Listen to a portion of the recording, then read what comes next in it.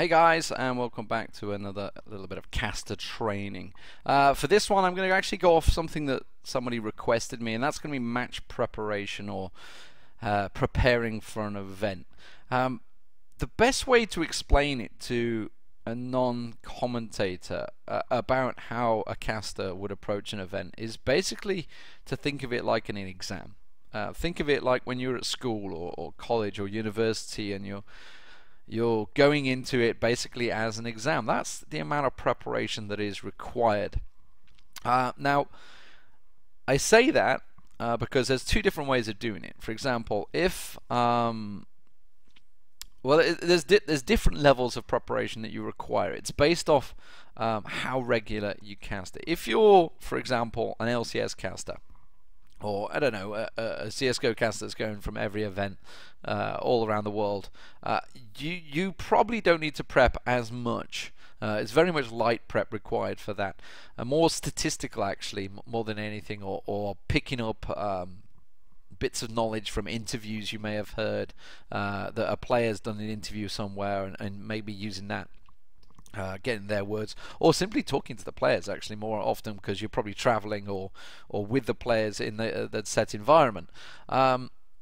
That's very different now, because if you're not a regular caster, you're perhaps getting your first ever event, or you're coming into a new game fresh. For example, me with Overwatch, coming into Overwatch fresh. So I would then need to look at what do I need to prep for this? What information do I need? I need to know the teams that are obviously taking part. That's like the very first thing. No doubt about it. You've got to have the team information. Then you need to have the team history. So you've collected the players' names. Well, great. You can pronounce the players' names. That's quite important. Doesn't always work out for the best, because sometimes the players have different interpretations on a normal name that you'd look at and think, how do they manage to get that? One that comes to mind is Tivik. Is apparently Tivik. Zvik. I can't actually say it. I can't even say it. I can't even say it in my own native tongue. Anyway, that's a guy aside. The player history. Especially for Overwatch example, we use that as an example. There's a lot of players in Overwatch that have come from Shootmania, they've come from Quake, they've come from Team Fortress 2, they've come from Battlefield 1942. All these guys are accomplished in those games. We got Battlefield champions in there, 5 times champions, I believe it is, the reunited guys. Hell, you've even got Valataja in that reunited team, who's an ex-enemy territory player. So there's a lot of history you can dig out. Now, there's obviously a lot of websites available, but sometimes you just simply need to know it. So it depends how esports ingrained you are. You can look around the wikis, the Liquidpedias, the esports earning site is actually quite useful, because you can suddenly look for this player and think, hang on a minute, I know that name, where do I know it from? And try and find where they are. So then once you've got the team history, the player history, their names, the pronunciations, you need to get the match results. Obviously, previous games that they've played against XYZ opponents across a broad spectrum of tournaments that they may have took part in. Also, when you're doing this, very important when you're looking at match results, make sure it's the same roster, or at least a core part of that roster. If there's been, organizations change a lot. Like, for example, look at Envious in Overwatch right now. Completely changed their team about a month or 2 months ago. Totally changed. So if you're suddenly looking at beta results for Envy, and you're like, oh, look, they did this, they did this, they did this. Yeah, hang on, that was a completely different team. Don't tar them with the same brush. It's not exactly the same results. And then once you get the match results down, you need to figure out all the tactics that those teams use. Now, obviously, this goes down to whether you're a color caster or a play-by-play, how deep you want to go on perhaps the meta that they're using. Are they on meta? Do they play off meta? Do they play fairly random? There's various ways of looking at this. Now, you also, and I mentioned the meta because you have to be knowledgeable enough to know when something new comes out. So, for example, I don't know, a standard control point for Overwatch, almost a standard, I would say, for some of the top teams these days, is double Winston, double Lucio, and I don't know, a double DPS of some variety, be it McCree's or Tracers or whatever mix of the two, maybe a Reaper thrown in there, who knows.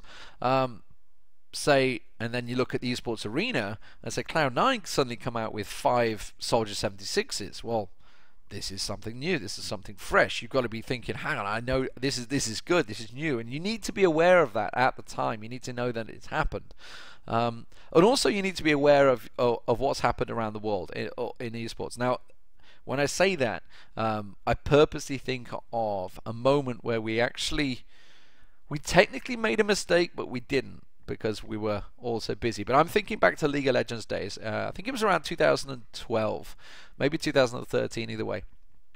And we were covering the Intel Extreme Masters in Katowice, and something had happened that morning. That's it. Something had happened on OGN in the morning. Now, OGN, you may be aware, plays fairly early in the morning, like 10 a.m., 9 a.m., 10 a.m. time in Europe, so it's fairly early in the morning. So we're sat at the event doing rehearsals, etc., trying to sort ourselves out, getting ready for the first day of the Katowice, and this team comp had been played in the morning in OGM. Well, we didn't know that.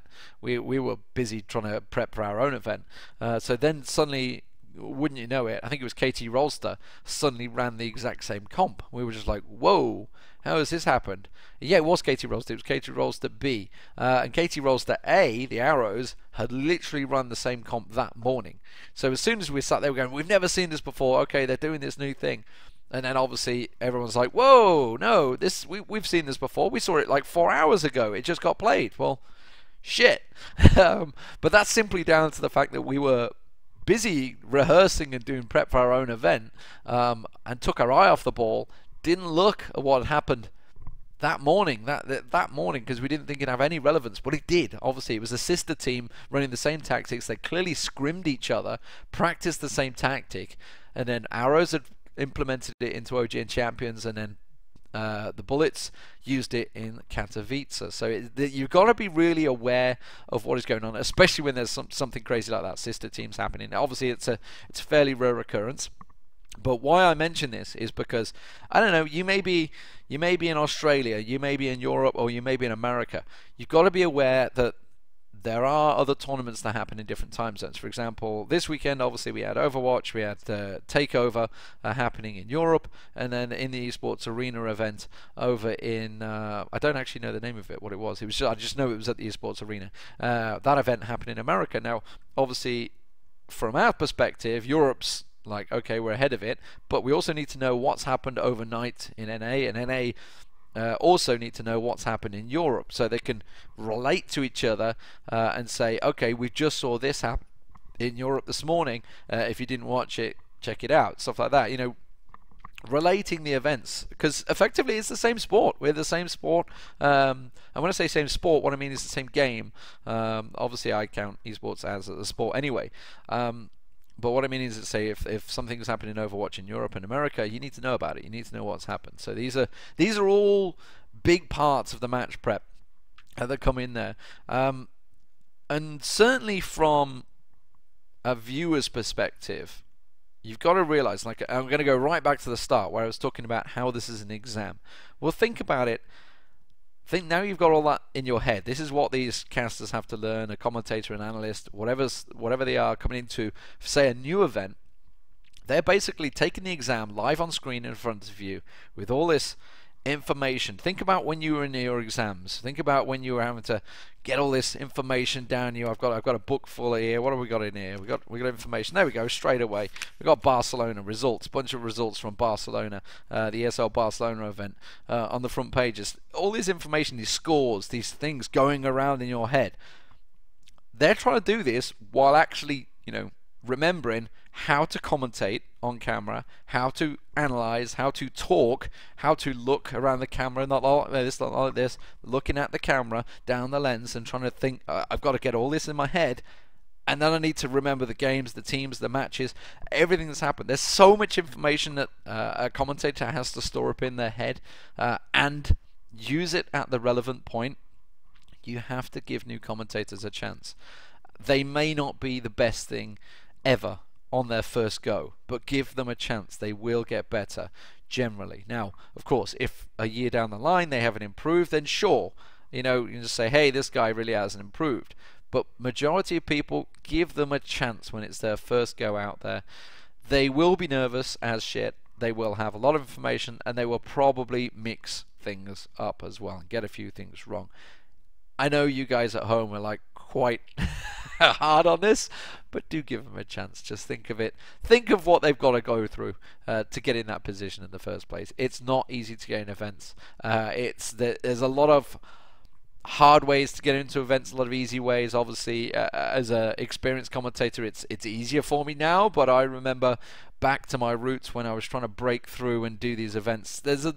You put up a hell of a lot of work to try and get there in the first place. So give them a chance, guys. But remember, match prep, everybody's got their own way of doing it. Find whichever way fits best for you and try and, I don't know, improve on it if you can find another way. If you've got any other recommendations or anything else you want me to talk about, do feel free to throw it in there. I'm going to do a VOD review. I think next is what I was promising. I'm going to do it on the Alienware Monthly Melee I did the other week with Mitch and Jason, and I'm going to try and VOD review one of those. I haven't actually watched back on all of them, so I'm going to try and pick a game that I haven't seen, and I'll try and do the VOD review live on camera for you guys. I'll see you next time.